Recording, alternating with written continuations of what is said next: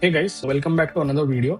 So HubSpot recently released a new update, which is actually going to be helpful to everyone out there because it's related to email logging. So previously what used to happen is if you've enrolled a contact into a sequence and if they replied, those replies were not captured automatically and logged into HubSpot. You needed to manually do that. Or for example, you were sending out an email in your browser through your Gmail. In that case as well, if you did not add the HubSpot default email ID into the BCC, it would not get captured.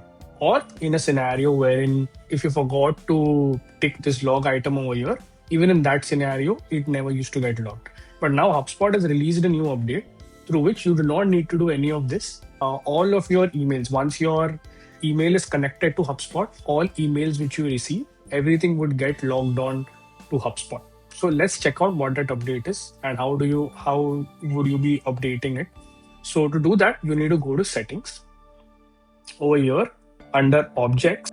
If you click on objects, and then if you click on activities, you will find this new option which is there over here, log all emails. So just select this, and what this basically will do is it will log all emails between known contacts in the CRM and users with connected emails. So you do not need to do any of those adding of BCCs or clicking on toggling on the log icon or while sending out an email.